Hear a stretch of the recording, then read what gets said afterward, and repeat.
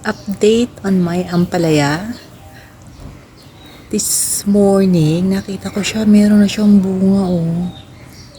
Nag-flower to, hindi ko siya pinansin. Sabi ko, dadalawa yung flower, wala yan.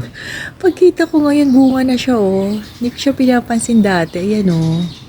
Eto siya, kasi dito, pinagagapan ko siya dito, eh. Ayan, oh. Yan, dyan siya. And then, eto siya, pinagagapang ko siya dyan. Yan yung puno niya. Ang liit lang. So, ayan siya. Tapos papunta siya dito. Tapos ayan, ang kanyang bunga. Eto naman si bell pepper ko na tumaas to, naputol. Hindi ko alam kung nadambahan ng pusa, naputol. So yan, nakita ko siya punong-puno ng mga dahon. So tinanggal ko ibang dahon kasi punong-puno siya.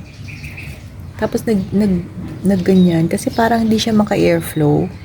So ginawa ko ganyan. Ito dahil niyang bulaklak eh. Hindi ko alam kung bakit nagkakalaglagan yung bulaklak niya. Hindi ako marunong mag-alaga nito eh. Ngayon lang. So, ito yung iba. Tapos, ayan, meron akong buko pandan. Kumain ako dito ng raised bed eh.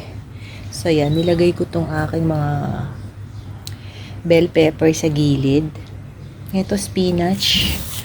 So, ayan, kalalagay ko lang to kaya nagkakalanta siya. Tinakpan kong plastic, lalong nalanta.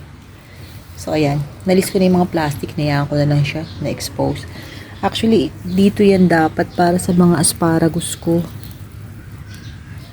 Yan, umulan kasi kagabi.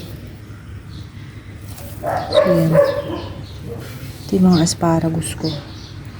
Kasi yung asparagus dapat talaga nasa ground. Dahil tumatagal to ng 20 years eh.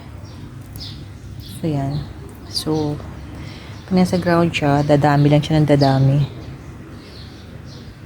So, there's my small raised bed. Gusto ko tong i-continue hanggang doon. Kaya lang sobrang init, hindi ko siya magawa. Ito yung mga pinantatakit kong plastic, kaya lang lalo nalanta yung mga halaman. So, yun, meron ko doon kamote patch. Yan, papagapangan ko siya. Diyan ako nagtatalbos. Yan, papagapangan ko siya dito. Ito, meron akong blackberry dito, na hindi ko alam yung variety. Ito, hindi ko alam kung ano yan. Basta lang nandyan siya. Pero mukha naman siyang kulay. So, hinayaan ko na lang. Ito, si Luya. And this is my purple kamote in sako.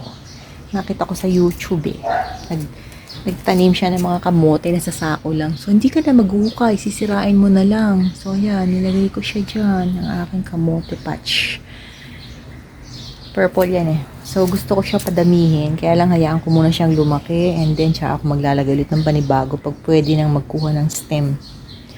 Kaya lang, pag papabungahin niya, hindi yata pwedeng kuhanan ng stem. Yun ang pagkakaalam ko. Ano sa palagay nyo? So, that's it.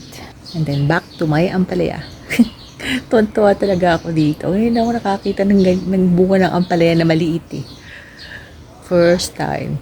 So, yan. Puro fruit trees kasing gusto ko alagaan. So, ito, sabi ko, meron ako ditong pagapanganal. So, bumili ako ng ampalaya. Kinuha ko yung buto. Nilagay ko dyan. Out of mga maraming buto, marami naman siyang tumubo. Pero isa lang yung nag-succeed. So, ayan na siya. May isa pa pala ako na dito sa labas. Wait. Ito yung isa. Kaya lang mapayat siya eh. Hindi ka mukha nung nandun sa container, mataba. Ito mapayat siya eh. Pero let's see. Itong pepper na to, hindi ko alam kung anong variety, pero tumubo lang siya dito eh. Lagi ako nagtotoo ng pinagbalatan. Mga buto ng peppers. Pero kung bell pepper to or ano ba to. Pero meron na siyang flower buds. So yan. Ito naman, mga kamatis to eh. Ito yung malalaki na kamatis. Pinadala sa akin ng ate ko galing Italy yung mga buto. So, nilagay ko muna siya dito kasi papatubuin ko. Tsaka ko ita-transfer sa mga plastic cups. So, ayan. Hindi ko pa siya na ita-transfer kasi ang init. Grabe, tagaktak ang pawis ko pag nag-garden ako ngayon.